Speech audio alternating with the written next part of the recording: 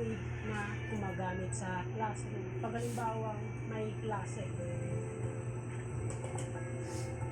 Actually, pag Monday, grade 7, grade 8, grade 9, and grade 10. Tapos dito naman, yung isang room dyan, senior high school naman. Pag Tuesday, kinder naman dito. Tapos grade 1, grade 2, grade 3, grade 4, grade 5, and grade 6. Every Tuesday and Thursday. Tapos, yun nga, pag walang pasok, meron tayong binibigay sa kanila na follow-up ng mga modules. May gagawin din sila sa walang araw na pasok.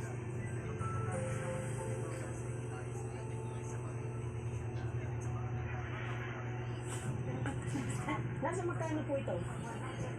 1 kilo. Yung 1 kilo nila dito, 100. Live fish. Sa sumunod na araw namin sa Kalayaan, maaga pa lang agad na kami pumunta sa paliparan para sana sa nakatakda namin lipad pabalik sa mainland. Sa hindi inaasahang pangyayari, nagkaroon ng overbooking ng Sky Pasada dahil para i-offload kami sa aming biyahe. Ayan, so negative ngayong araw, hindi kami makakabalik dun sa mainland kasi nga, yun, wala nang flight na available na pwede namin masakyan. Option namin ngayon ay i-rebook sa susunod na flight, which is yung sa Huwebes. Ayan, medyo hassle kasi nga may mga flight din kami na makakancel ngayong araw pero sasagutin naman daw ng Sky Pasada. Hindi talaga maiwasan yung mga ganitong pagkakataon sa mga ganitong lugar na sobrang layo sa mainland. Patuloy ang overbooking sa dumadaming bilang ng mga pasaherong mas pinipili ang maikling oras ng biyahe. Dahil sa wala ring bangka na pwede masakyan papunta sa mainland, kaya wala kaming ibang choice kundi manatili pa ng 3 araw sa isla. Para hindi masayang ang ilang araw pa namin sa Kalayaan, napagdesisyonan kong magrenta ng motor at punta ng mga liblib na lugar na hindi pa natin nakikita.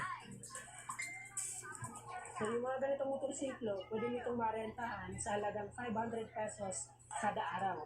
Yung mga turista na gusto malikot dito, pwede nitong magamit dito lang sa sentro ng Kalayaan, pwede magrenta.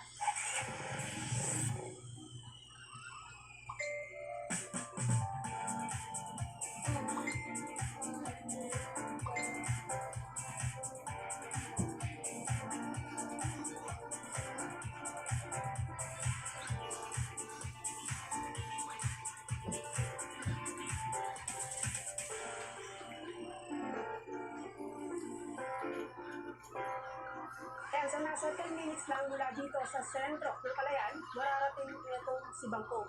Nakita niyo naman kung gaano kaganda itong dalampasigan nandito sa parte nitong isla.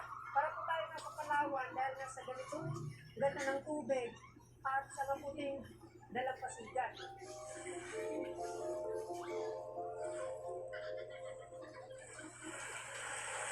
Ganito yung buhangin dito sa dalampasigan.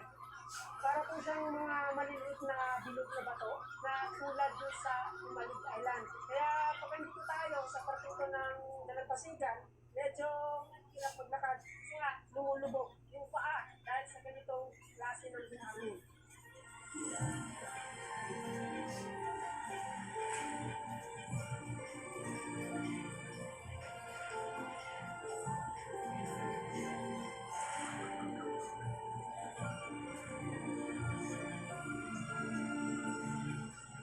Sa dami ng mga lugar na napuntahan namin, isa ang Kalayaan sa masasabi kong mahirap mapuntahan sa ngayon.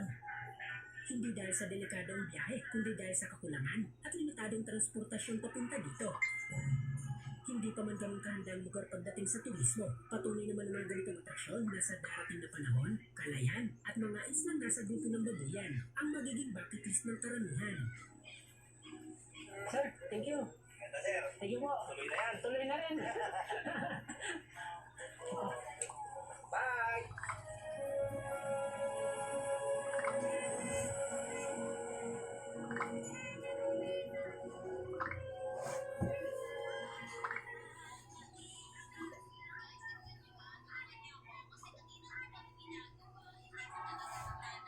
Gatas ng bata ko, may low lactose na rin. What a kid preschool 3 Plus. Proven tested,